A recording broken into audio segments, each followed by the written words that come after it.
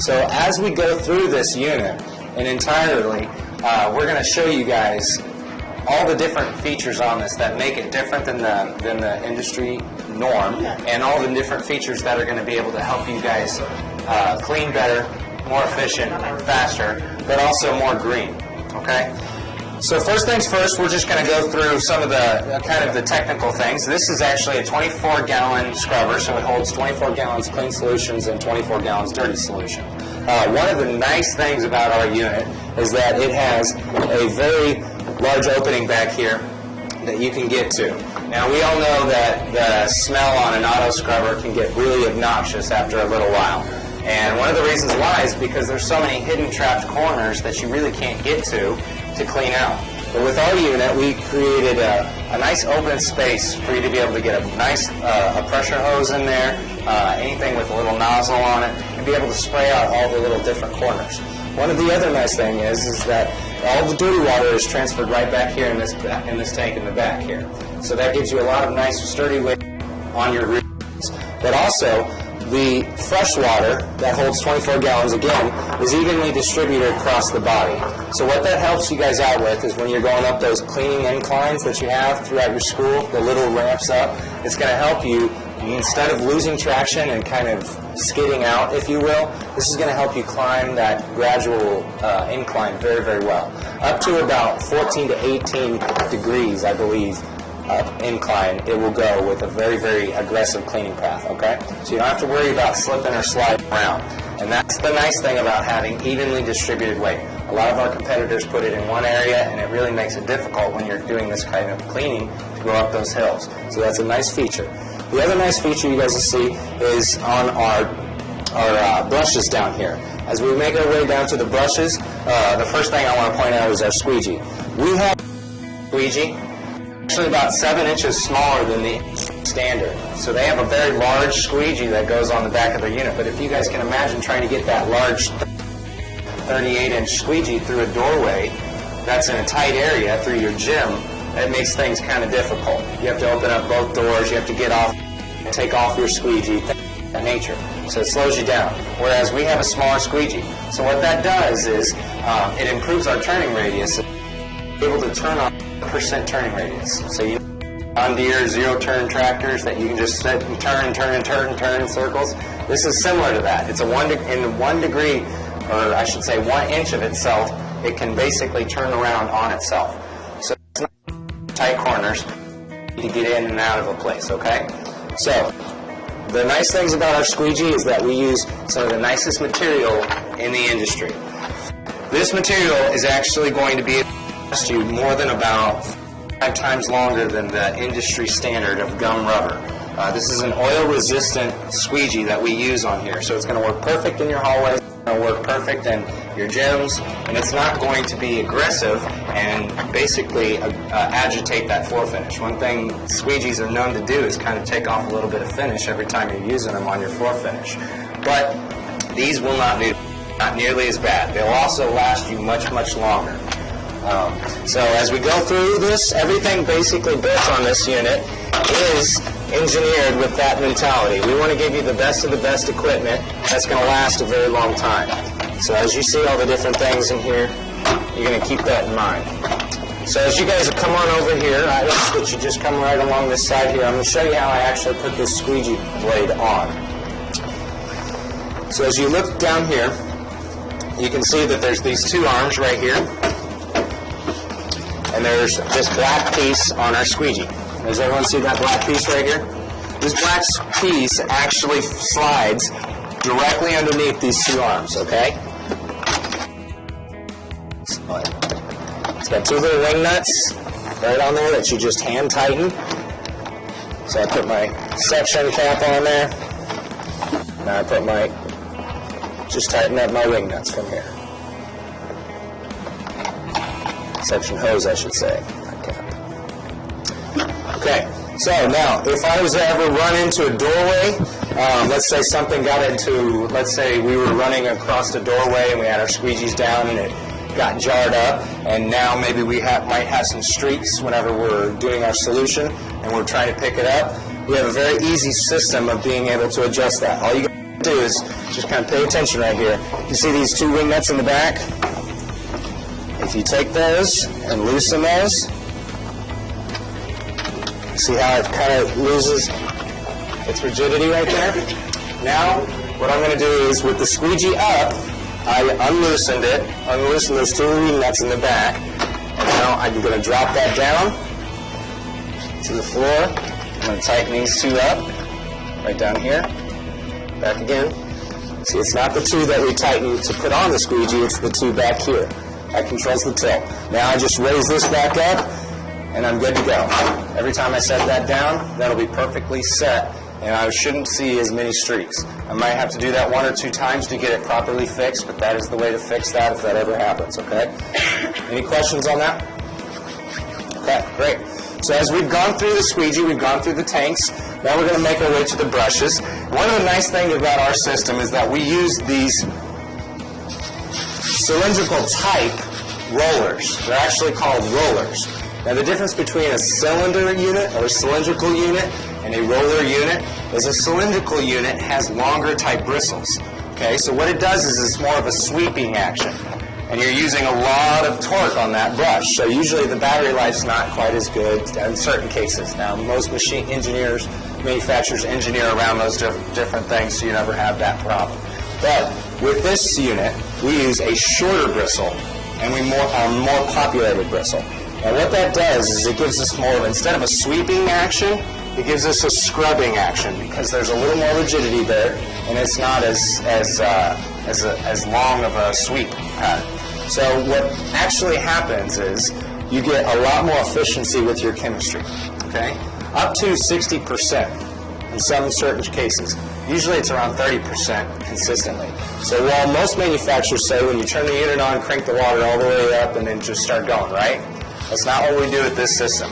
We only are going to usually use it at about 1/3 of the water, 1/3 on the water gauge, the way up, maybe up to half. And in certain circumstances, you go up to the full amount and use your judgment. But most of the time, you're not going to need that. And the reason why is because we use these roller-type brushes. These roller-type brushes, I'm going to pass these around. Again, they have more bristles, they're more populated than a normal a cylindrical-type unit. And again, instead of getting the sweeping action, you get a scrubbing action. Instead of a disc machine or a pad machine that acts as a wiping action, that wiping action doesn't really work that well in those three-dimensional areas. This is the best of the best way and most efficient way to scrub your floors. It just is a great, great tool. So this is what you guys are actually going to be using from now on. Now these have a lifetime. A lot of people ask about the lifetime of the rollers. How long do they last in comparison? And I'll say that one roller, a set of rollers will last you about the same amount of time that it takes for you to use 500 pads.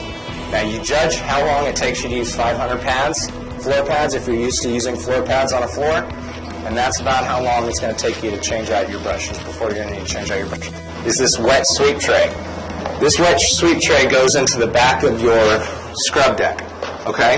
This is a plastic tray, and what it's good at doing is catching all those debris that are constantly being self-cleaned off of the rollers. So when this picks up a penny, you guys have to do your pre-sweep and you pick up all the pennies so you don't get the donuts that go down and down and down through your halls because you have that pad action.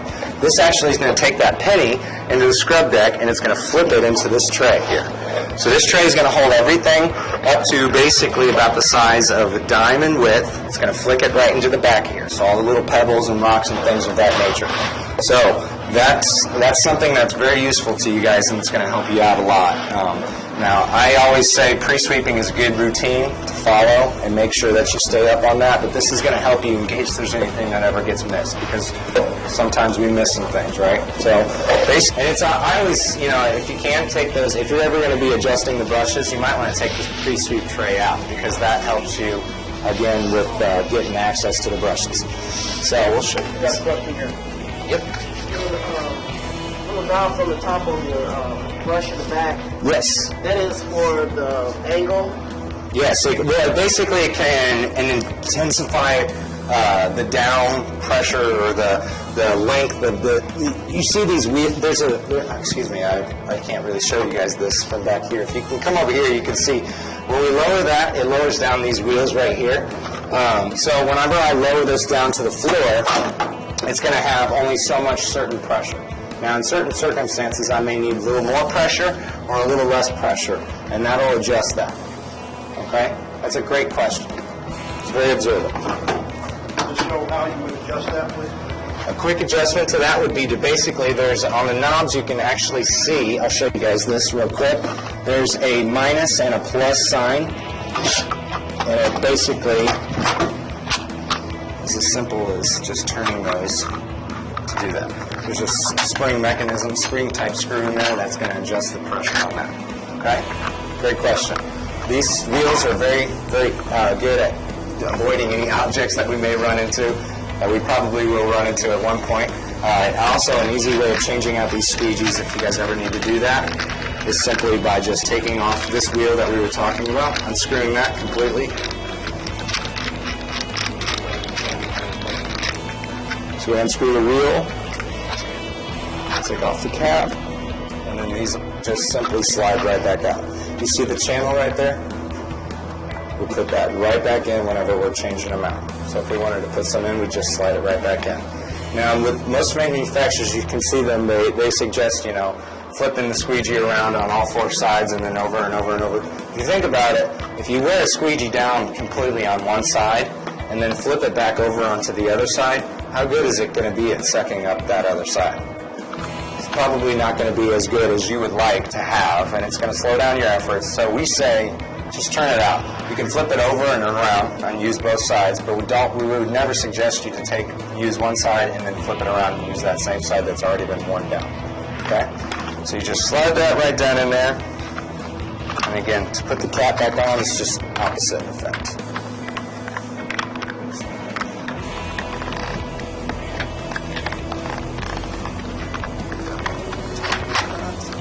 See how that slides right on there? These two pieces. Just screw those in.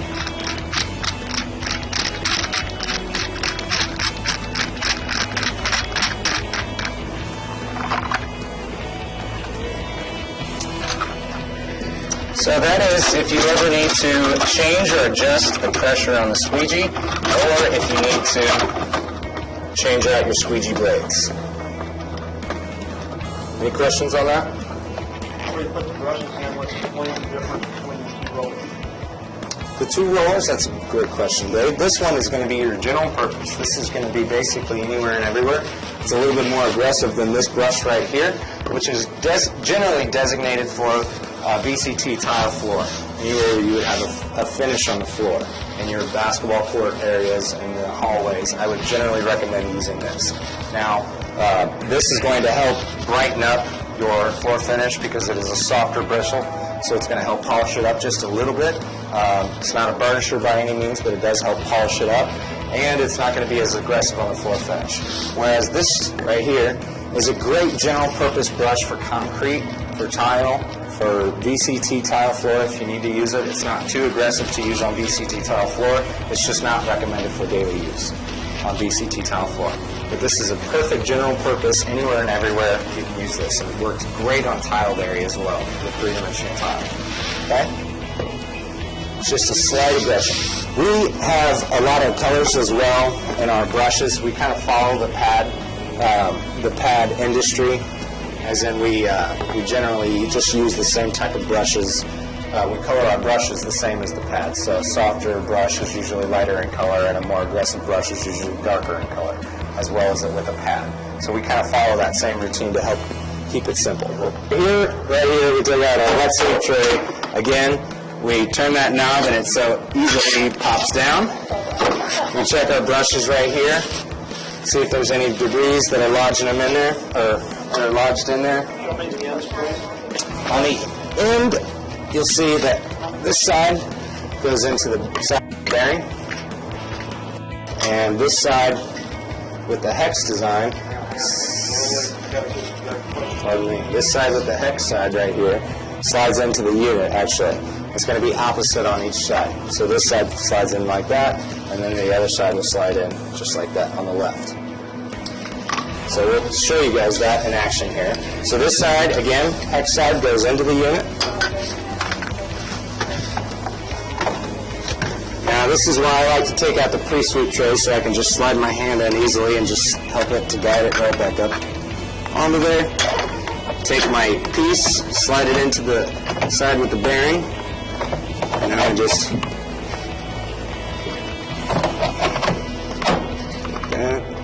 lock it up there. Take this down.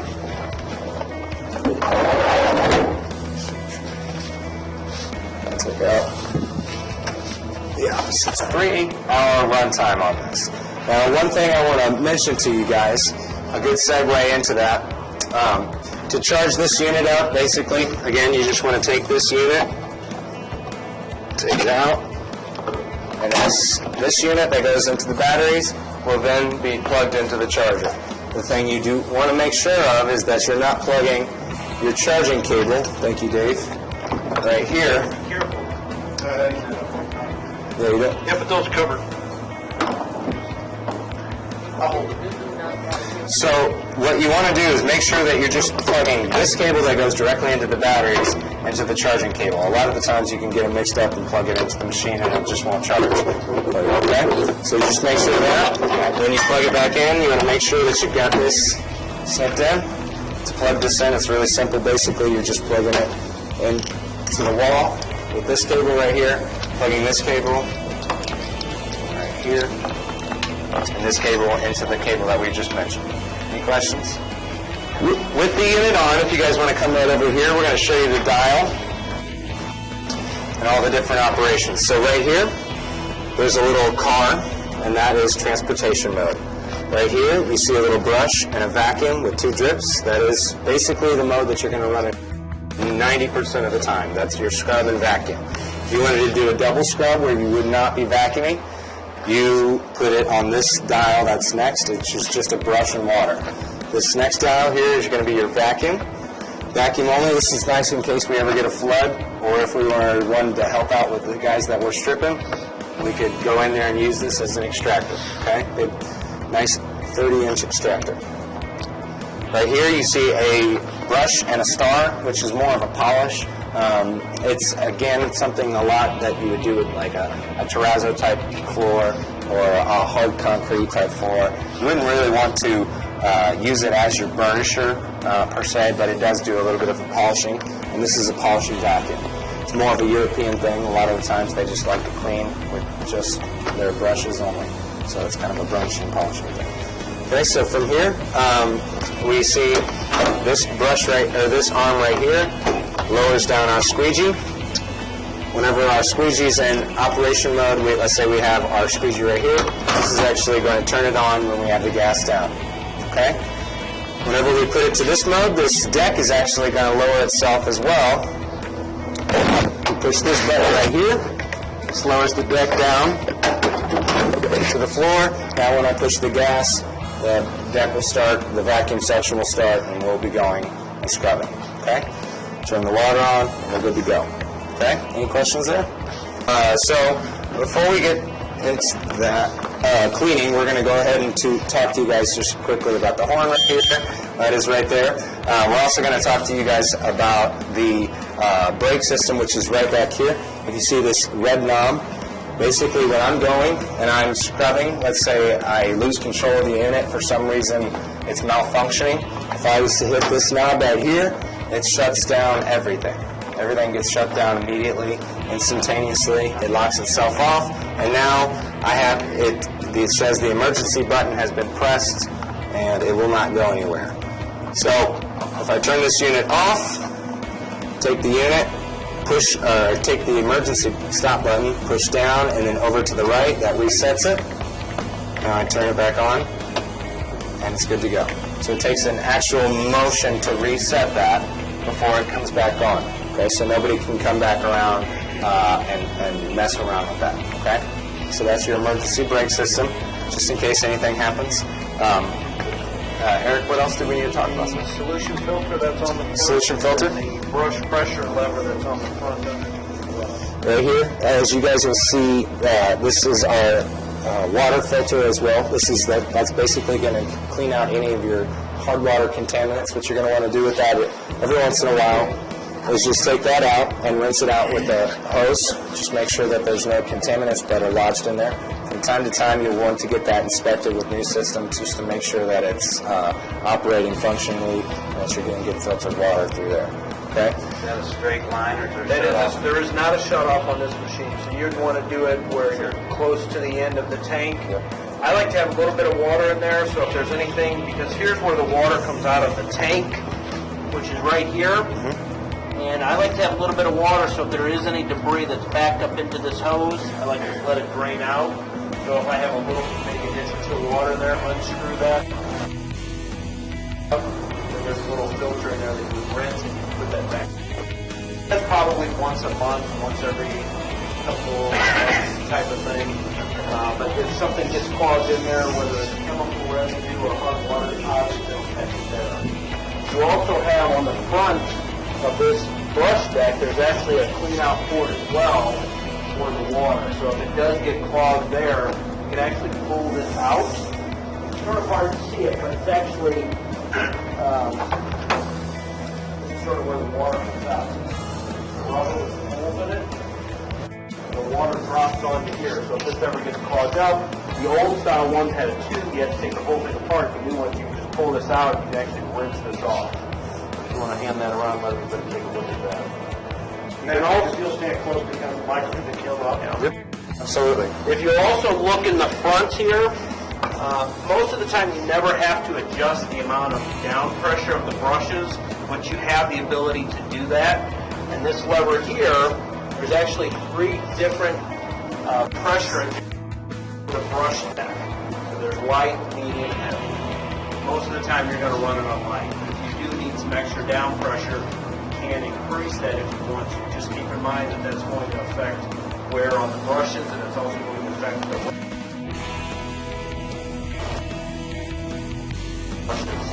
And if you're not doing daily cleaning, I would say keep it up light duty. If you're doing heavy scrubbing or top scrubbing, then you may need to either move up to a more aggressive brush or increase that pressure.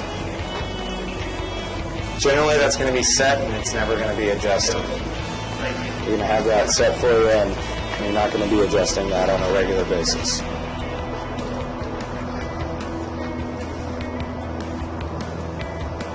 It's just a little channel there. Just a channel like this, and just slide that right over. So it's very easy to get to. Any questions about anything? I have we're a doing? question about the filter. Yep. Normal operation, would you say about once every week? Once a month, typically, Once a month. with the chemical that you're using. I'm assuming you're using Virox for your floors. There's not a lot of residue or anything in there. You're not going to have it build up. Once a month should be fine. And if you ever notice that it's full of water and water's not coming out, that filter could be dirty. On the batteries, is there something on there that's going to tell you you're down to a certain percentage, or you just go until you're dead? You Absolutely. actually have a gauge on here, so it's like empty to full, sort of like your gas gauge. And then you're also going to have an indicator light, and there is a safety built into this. Once you reach a certain voltage, it will turn off the scrubbing functions. And you'll still have enough power to pick up any water that's on the floor and drive it to the closet to charge it. But we don't want to take all the energy out of the batteries, because that actually harm the batteries. You don't want to get stuck in the middle of an area without any power. If something does happen and the machine is completely dead, you cannot drive it, there is a brake built onto this front wheel. So you can't push this if you have to move it out of the way. But you can disengage the brake that's on here. And if you look at this, if we can turn this, there's actually this metal bar right here. To disengage this brake, you actually would take, believe it or not, you would take a quarter or a coin, you would pry that out, and you would put the quarter underneath the back. That will disengage the brake. If the brake is a magnet, you would disengage the brake, and then you could push it. With the gun, you pull the coin back out, and the brake is going you've got guys on different time shifts. Let's say it's got a 3 or 4 hour run time. If your battery's down to 20%, you want to leave that until that indicator comes on to recharge it. You have AGM batteries on your machine, so you can do what's called opportunity charging. So a lot of after lunch in the cafeteria, you could run it for that 45 minutes, an hour, and then if they need a full charge for that evening, you would charge it after you're done using it so that they would have a full charge when they use it that evening. So opportunity charging, you can use it in charging in short cycles like that. So basically what we're saying, there's never a reason it should ever run down to 20%, because you can always charge it anywhere you want to, Right. at any given time. So if you're at 85%, you can still charge it. That's why you got AGM batteries on it. He's got AGM at the arc No, there. not Yes, not in the old, not the old one. I don't. the old one, the new one is AGM. So you don't have to deal with checking water and batteries. You don't have to deal with battery acid. You don't have to deal with corrosion. You don't have to deal with remembering when to put water in or remembering when to charge it. That eliminates all of those issues. There's no It's a all maintenance-free gassing battery. maintenance. It's a maintenance-free option. So this is your filter right inside of here. This is basically going to vacuum out any large dirt debris and things of that nature before it gets back into your motor. It's gonna. So what you're going to want to do with this is just basically just keep this brushed out. Every once in a while, take it, kind of brush that out. If you have an air pressure hose, that works really well at getting that out. You can sometimes take a vacuum to it, but I would never want you to have it be aggressive, with it. It's a plastic type material, so it's not going to by any means break or crack or chip on you, but you don't want to be too aggressive with that. Okay? So just slide that right back in. Filter. This is, yeah. Filters. Household filters. You don't want to keep spraying them out. Right. Right. Yeah, you can wash 100% washable. empty. Excuse me. The shut-off float is basically anytime that you have any issues with the unit. If you have this unit coming up with water too full, basically what's going to happen? There's a little shut-off float valve, and I'm not sure if you can see that in there or not. But this black piece inside of here has a float valve underneath it, and what it's going to do is it's going to rise and rise and rise, and when it gets clogged up, it will shut off See the here on vacuum the section. panel, if you're running this, go ahead and lift that lever up and you'll actually see. I'm in vacuum mode. You'll actually see that light come on that tells you the tank is full. I need to dump this out before I See can that right continue there? working. There's a small light that's And it actually blinking. says in here, it'll pop up a message, dirty tank full. The cleaning stops. It doesn't say last guy didn't dump. It doesn't. What will happen is what happened to me is there was no water in there because it had come up and it had shut off. And what happened is there was enough crud that had built up on that little float. So I had to actually wash that float off because it got stuck up. And it kept saying that the water was gone. But it got stuck up. So it is nice to wash that disc off because it will get stuck in the up position. Yeah. Any questions on that? Okay. Please turn our water on now to about a third of the way down. We're going to release our squeegee. We're going to depress the pedal to release or drop down our scrub deck. The water's on. Going to turn our nozzle now, and we're good to go. So now as I go, I am scrubbing and vacuuming at the same time.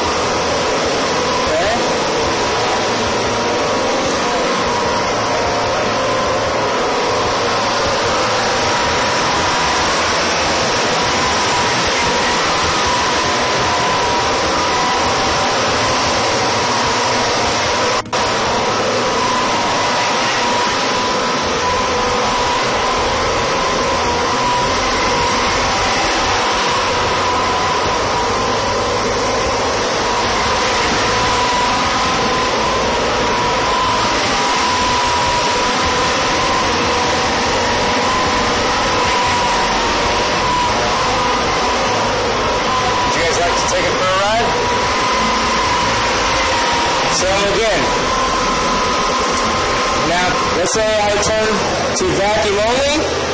and lift up my scrub deck. Now, and just continue out. Now, if I lift up my handle on my squeegee, the squeegee is going, the suction is going to remain on for about 5 to 10 seconds after I lift my handle up, and that's just to evacuate any remaining water that's out. So now, even with the squeegee on, and you can see it's still not operating unless I have that squeegee down. Okay, so is there any questions on that?